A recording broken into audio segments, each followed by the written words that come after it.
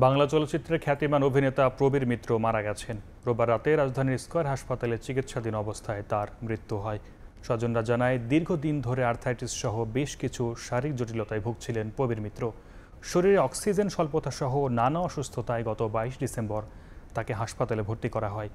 ধীরে ধীরে তার শারীরিক অবস্থার অবনতি হলে রোববার 10টার পর শেষ নিঃশ্বাস ত্যাগ করেন খ্যাতিমান অভিনেতা। আজ জোহরের নামাজের পর এফডিসিতে প্রবীর মিত্রর প্রথম জানাজা হবে। এরপর চ্যানেল আইয়ের দ্বিতীয় জানাজা শেষে আজিমপুর কবরস্থানে দাফনের কথা রয়েছে। 83টি নদীর নাম, জীবন তৃষ্ণা, জালিয়াত, ফরিয়াদ, রক্ত শপথ সহ 4 শতাধিক সিনেমায় অভিনয় করেছেন প্রবীর মিত্র।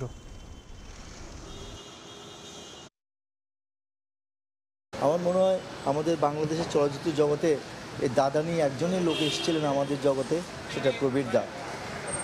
আমাদের অভিভাবক বলতে বুঝতাম, আমাদের অভিনয়ের অভিভাবক বলতাম। একমাত্র দাদাই আমাদেরকে একেবারে আমাদের সামনে থেকে আমাদের শিক্ষা দিত। দাদা যখন বিয়ে করেন তখন তিনি ধর্মান্তরিত হয়েছিলেন, তখন তিনি নাম রেখেছিলেন হাসান ইমাম। তো সব কিছুর মধ্যেই সেই হাসান ইমাম নামটা আছে, কিন্তু সেটা তো আর আমাদের বাংলার দর্শকরা জানে না যে উনি ইসলাম ধর্ম গ্রহণ করেছিলেন এবং ইসলাম ধর্মেই উনি দীক্ষিত হয়েছিলেন। কিন্তু শুধু অভিনয় করার জন্য উনি প্রবীর মিত্র নামটাকেই রেখেছিলেন, কিন্তু সেটা শুধুমাত্র নামে রয়ে গেছে প্রবীর মিত্র। কিন্তু আসলে তিনি আপাদমস্তক একজন হাসান ইমাম নাম ধারণ করেই ইসলাম ধর্মে দীক্ষিত হয়ে ইসলামের মধ্যেই উনি বিচরণ করেছেন।